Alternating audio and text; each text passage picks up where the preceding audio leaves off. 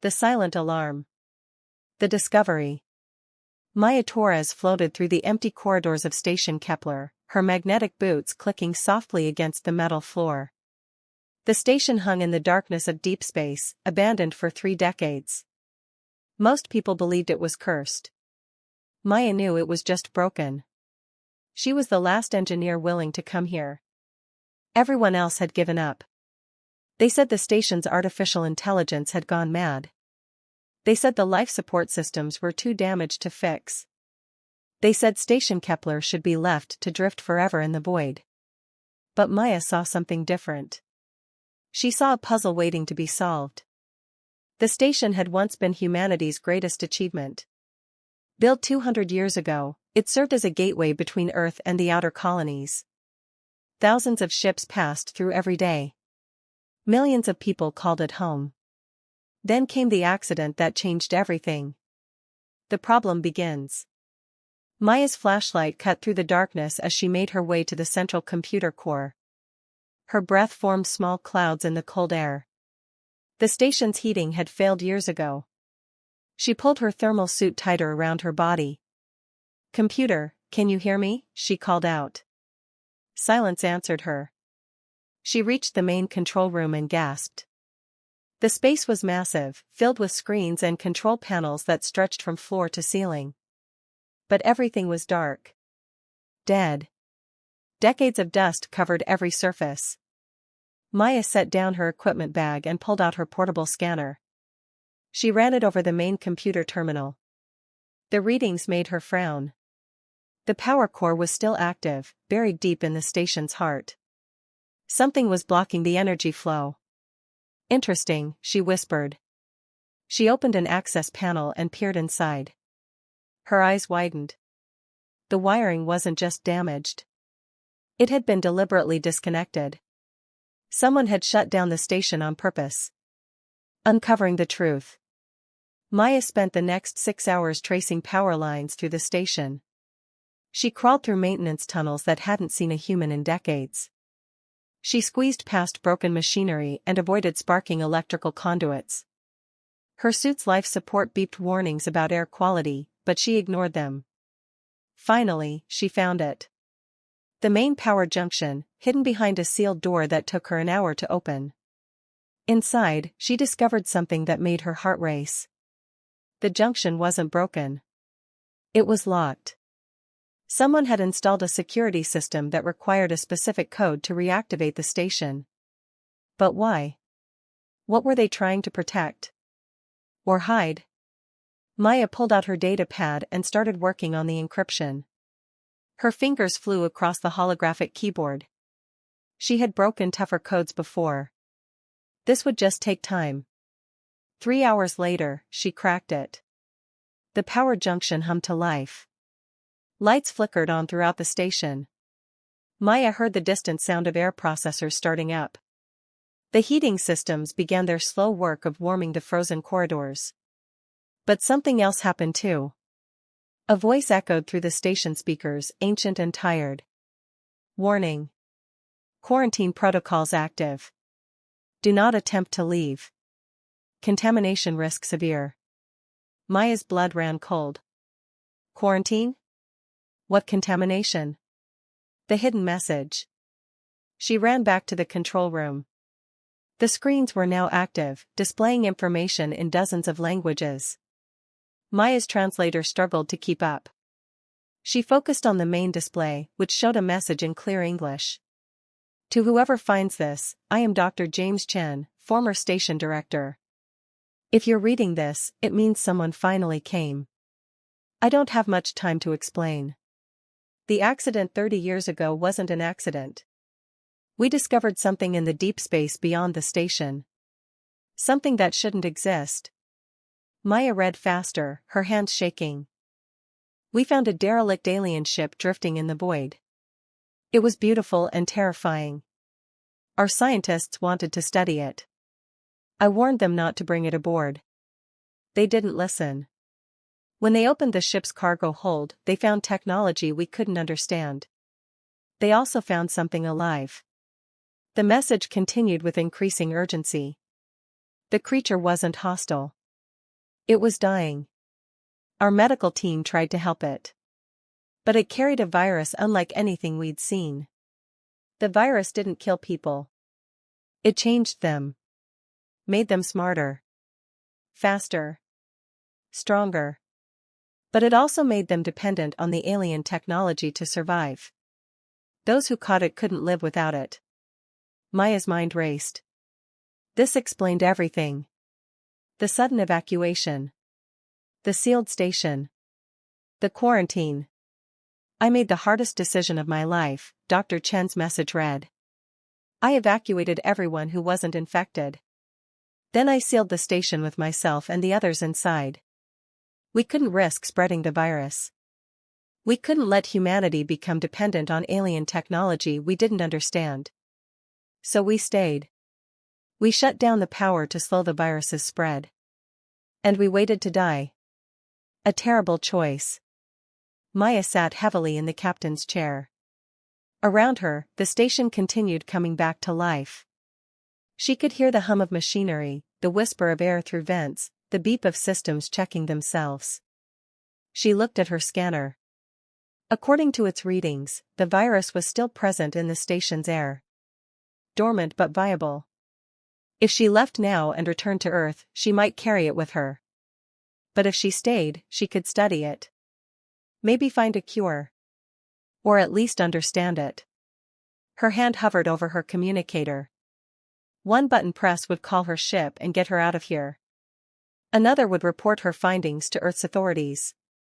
They would probably destroy the station from orbit, erasing all evidence of what happened. Maya made her decision. She pressed neither button. Instead, she accessed the station's laboratory systems. If Dr. Chen and his team had worked on the virus for 30 years, they must have left research data. Maybe they'd found something useful before the end.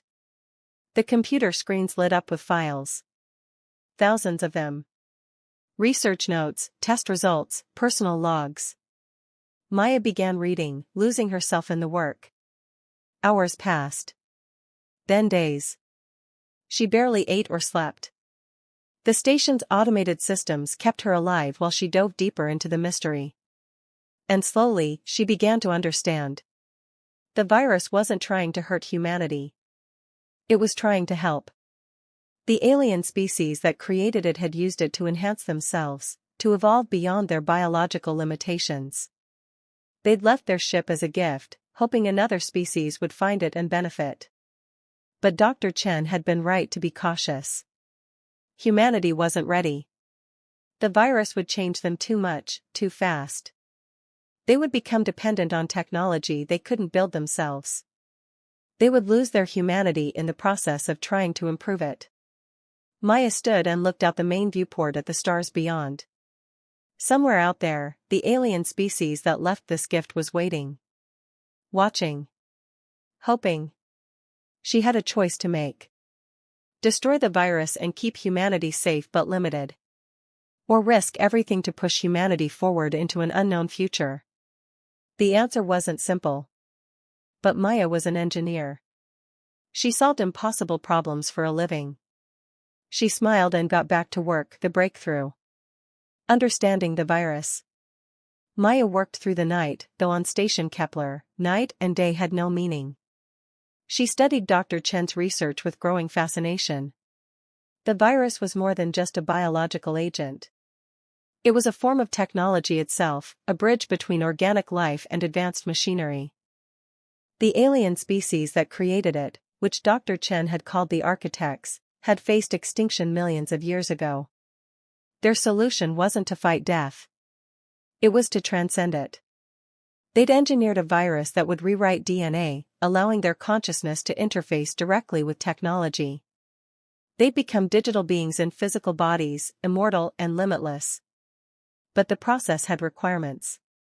The host species needed to reach a certain level of technological advancement before the virus could work properly. Too early, and the transformation would fail, leaving the host trapped between two states of being. That's what had happened to Dr. Chen and his team. Maya pulled up the medical logs. She read about people who'd gained incredible abilities but lost the capacity to sleep.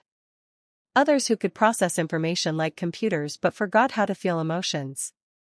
Some developed telepathic connections with the station's systems but couldn't disconnect, leaving them trapped in a constant stream of data. Dr. Chen had worked desperately to reverse the effects. His logs showed 30 years of failed experiments and growing despair. But in his final entries, written just weeks before his death, Maya found something unexpected. He'd succeeded. The cure that wasn't. Maya's hands shook as she read Dr. Chen's last breakthrough. He hadn't found a way to remove the virus. That was impossible once it integrated with human DNA. But he'd found something better. A stabilization protocol. The virus could be controlled. Guided. Instead of randomly rewriting human biology, it could be directed to make specific, beneficial changes. The infected wouldn't be trapped between human and machine. They would become something new. Something better. But still human where it mattered. Dr. Chen had tested the protocol on himself. According to his logs, it worked. He'd gained the enhanced capabilities without losing his humanity. He could interface with technology while still dreaming, laughing, and feeling. He'd created a bridge that preserved what made humans special while opening doors to new possibilities. But he'd never shared his discovery. His final log entry explained why. I succeeded. I can feel the difference. I'm still me, but more. I can sense the station's systems like extensions of my own body. I can process calculations that would take a computer hours. I can see patterns in data that no human should be able to see. But I'm still human. I still feel love and fear and hope. The protocol works. But I won't release it. Not yet. Humanity must choose this path freely, with full understanding of the consequences. If I broadcast this discovery, people will rush to use it without thinking. They'll see only the benefits and ignore the risks. So I'm hiding my research. Encrypting it behind puzzles that only someone truly brilliant could solve. If someone finds this station, cracks my codes, and reads this far, they'll be smart enough to make the right choice. To that person, I say this: you now hold humanity's future in your hands. Use it wisely. Maya sat back, overwhelmed. Dr. Chen had left her a gift and a burden. She'd proven herself worthy by solving his puzzles. Now she had to decide what to do with the answer. The test. Maya knew she couldn't make this decision alone. But she couldn't risk exposing Earth to the virus either. She needed to test the stabilization protocol. Verify that it worked as Dr. Chen claimed. She needed to test it on herself. The thought terrified her. What if it failed? What if Dr. Chen had been wrong, or his protocols had degraded over 30 years? She could end up like the original victims, trapped between states, losing her humanity piece by piece. But if she didn't test it, how could she know? How could she recommend it to others without proving it safe? Maya spent 2 days preparing. She double-checked Dr. Chen's work, running simulations on the station's computers. She set up automated systems to monitor her vital signs and document any changes. She recorded a message explaining everything, programmed to broadcast to Earth if she didn't cancel it within 7 days. Then, hand steady despite her fear, she administered the virus and stabilization protocol. Transformation. The change wasn't instant. For the first hour, Maya felt nothing. She sat in the medical bay, sensors attached to her body, waiting. Had it failed? Had the virus died over the decades? Then it hit. Pain exploded through her nervous system. Every cell in her body seemed to be on fire. Maya screamed, thrashing against the restraints she'd wisely installed. The agony was beyond anything she'd imagined. She could feel her DNA unwinding, rewriting itself, rebuilding her from the inside out. But beneath the pain, something else emerged. Awareness. Maya became conscious of the station around her in ways she'd never experienced. She felt the flow of electricity through the walls. She sensed the processing of data in every computer core. The station wasn't just around her. It was part of her. The pain faded slowly, replaced by wonder. Maya opened her eyes and saw the world transformed. She could perceive radiation spectrums invisible to normal human vision. She could hear radio communications from ships light years away. When she looked at the medical monitors, she didn't just see the data. She understood it on an instinctive level. But she was still Maya. She still remembered her childhood on Earth. She still felt nervous about the choice she'd made. She still hoped she'd done the right thing. Dr. Chen's protocol had worked. The message. Maya spent the next week testing her new capabilities. She repaired systems on the station that had been beyond fixing with normal tools. She interfaced directly with computers, solving problems through pure thought. She even managed to reactivate the alien ship's core systems, which Dr. Chen and his team had never achieved. The ship held more gifts. Medical technology that could cure diseases.